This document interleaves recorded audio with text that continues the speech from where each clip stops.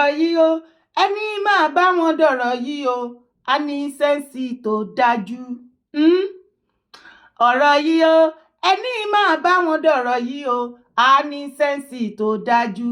Yàsín yàsín yàsín yàsín yàsín yà. Ta ló máa ń jó báyìí láàrin àwọn bàbá Rauf Arẹ́gbẹ́ àti bàbá Tinubu? torí Ọlọ́run ẹ̀yin bàbá méjèèjì kí lára nígbà yín ganan? a máa jèrè kankan lára yín. èwo làbọ̀rọ̀ fẹ́ sọ ìjà ẹ̀yin méjèèjì di koríko ibi tí erin méjì bá ti jà kò kì í gbérí, àwa máa gbérí. ẹ̀yin èèyàn mi àṣírí mà tú. nǹkan tó fàjà láàrin bàbá Arẹ́gbẹ́ṣọlá, bàbá Rauf Arẹ́gbẹ́ àti bàbá Tinubu ó mà tú síta. òun lẹ ṣe fẹ́ para yín kú. kò síbi tó gbà kan wá o. wá wo fídíò. Arẹ́gbẹ́ṣọlá kò kúrò nínú APC, wọ́n yọ ọ́ kúrò nínú APC ni. kò fínúfínú kúrò torí àìdá àti àwọn àṣìṣe tó ṣe tí Tinubu ń gbà campaign. èèyàn yín ni Rauf Arẹ́gbẹ́ṣọlá. ọ̀rẹ́ mi ni àbúrò mi ni. àwọn náà wọn gbọ́ ń tẹ̀ ń sọ yìí o. pẹ̀lú ògo Ọlọ́run kó gbọ́ náà ni ṣèbí torí kan everybody bá gbọ́ ni lẹ́sìn wá ń fọ̀rọ̀ wá mi lẹ́nu. so ti àwọn àṣìṣe tó ṣe ni àwọn ẹgbẹ́ ní Ọ̀ṣun ni wọ́n fi yọ ọ́ kúrò nínú ẹgbẹ́. Rauf Arẹ́gbẹ́ṣọlá náà ṣípè ìṣara tó ń gbé òun náà nínú rí. kí ni tiẹ̀? pé odidi former minister ló ẹ wá lọ mú gómìnà àná tó fìdí rẹmi nípínlẹ̀ Ọ̀ṣun ẹ fi ṣe mínísítà. ọ̀rọ̀ wàhálà wọn ti bẹ̀rẹ̀ kó tó dìgbà mo ń sọ̀rọ̀ gba campaign.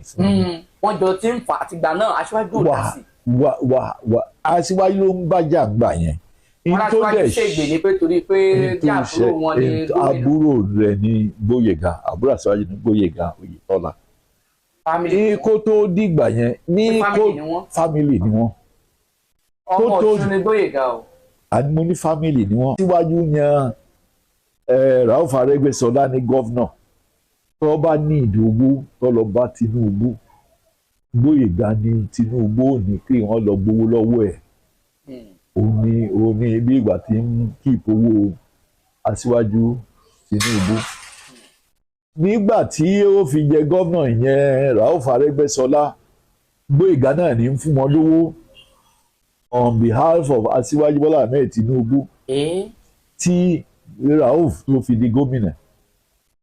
Rauf aṣíwájú rẹ̀ ní kó fi ṣe chief of staff, ó fi ṣe chief of staff fúngbà náà.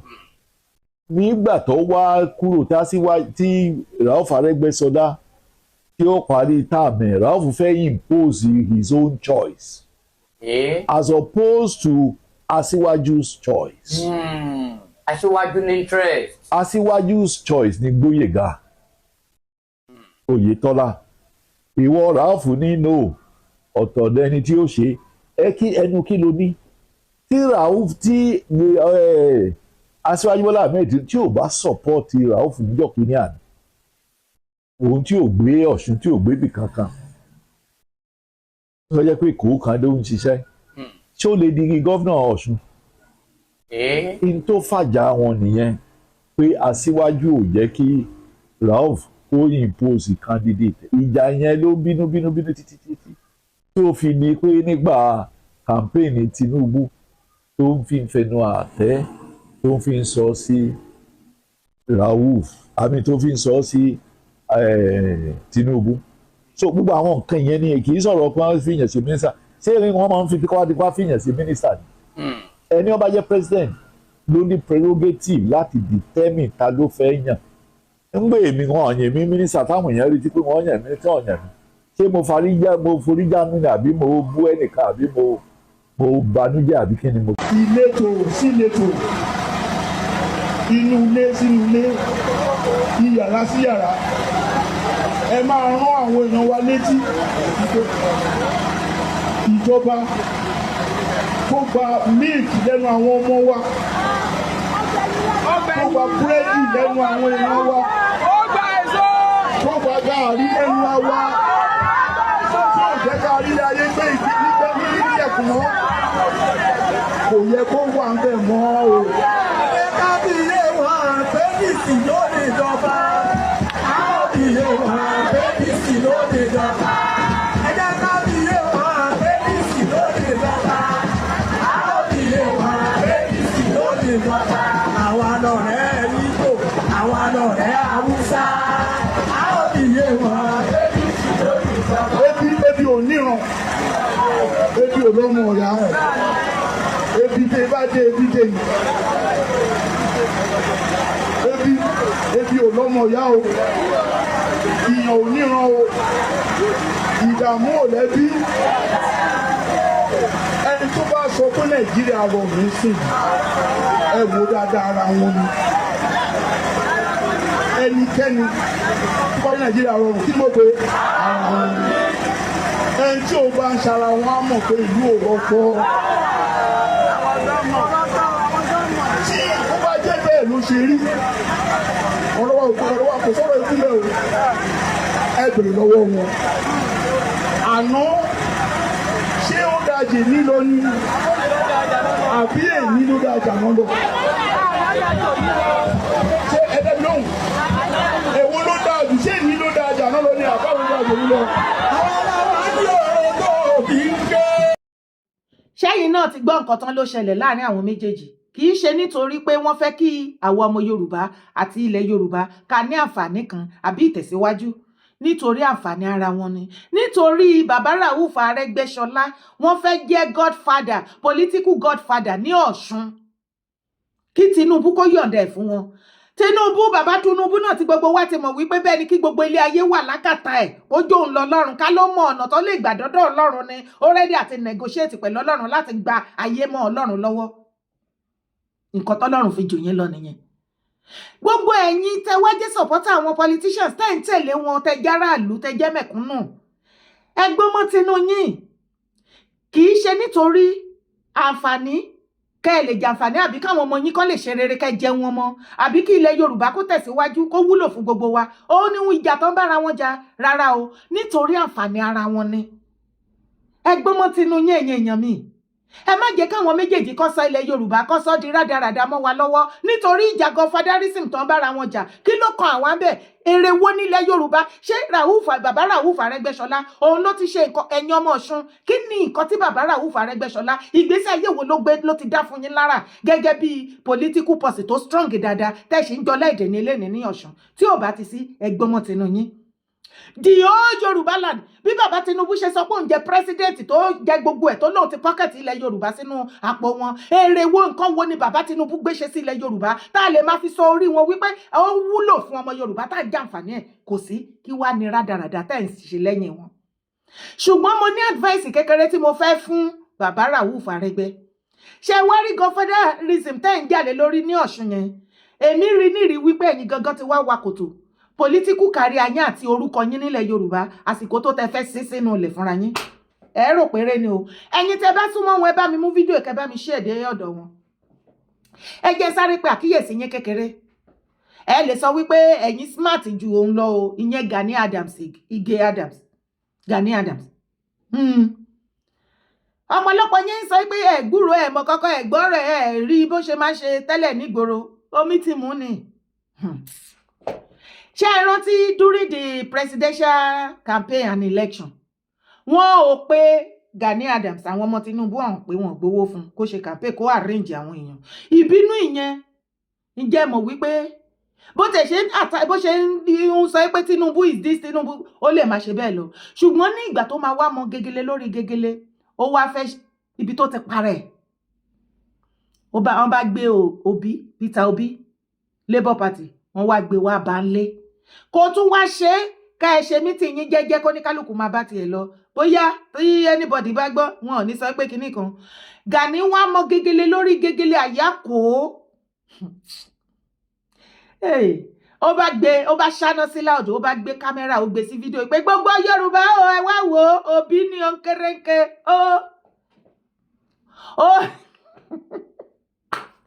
ibi tọ́rọ̀ yẹn ń dì sí nìyẹn.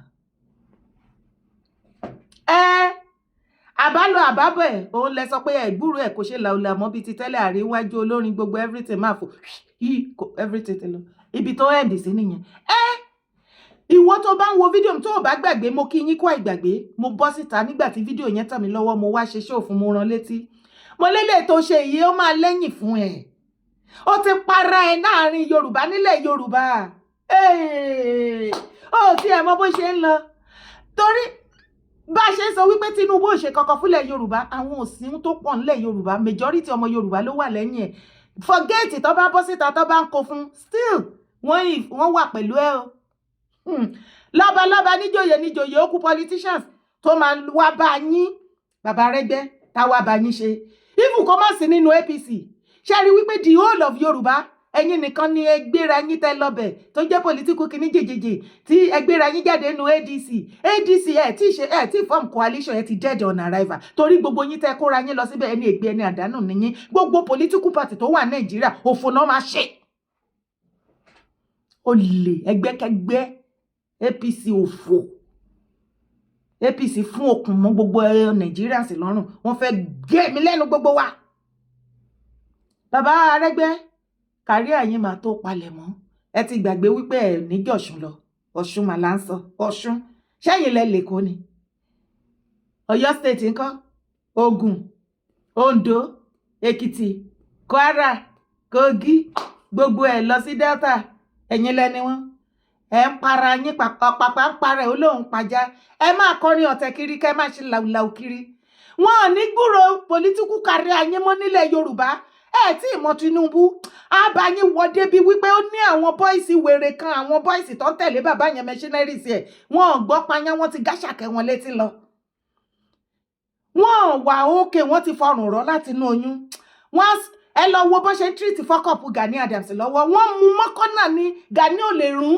kò lè mí kò gbogbo ibi tó ti máa rówó wọn ṣọ̀tì ẹ̀ dáhùn ẹ tí mọ̀ kankan ibẹ̀ ni kankan là ń lọ jọ Olúwo oníwèrè ní gbogbo àwọn Òṣùgbó oníwèrè ní gbogbo àwọn oníṣẹ̀ṣe ilẹ̀ Yorùbá pẹ̀lẹ́ tiẹ̀ ẹ jẹ́ wo fídíò ẹ̀ ká tó wá wo fídíò yẹn náà ọba ọlọ́wọ́ fọwọ́ ráńkà déédéé o mo kí yín o ẹ̀yin ọmọ ọwọ́ báwọn náà ṣe ń kí kábíyèsí wa lọ́wọ́ kẹ́sì ọba kó jẹ́ kó pẹ́pẹ́pẹ́ o wọ́n ní ẹnikẹ́ni tí ò bá ti lè abide by the tradition tó fi ń jọba kò jẹ́ dandan kó jọba kẹ́dẹ̀ máa wá wo gbogbo wọn tó bá fẹ́ jọba wọ́n lè tọ́ mẹ́dìyẹ pa bọ́n ṣe ń pín owó náà ń pín aṣọ náà ń pín ilé wọ́n máa sá kiri ni àlọ́bẹ̀ wọn àfọ́ọ̀sì wọn sórí oyè àwọn náà wá bẹ̀bẹ̀ fún o ẹjẹ́ àgbọ̀.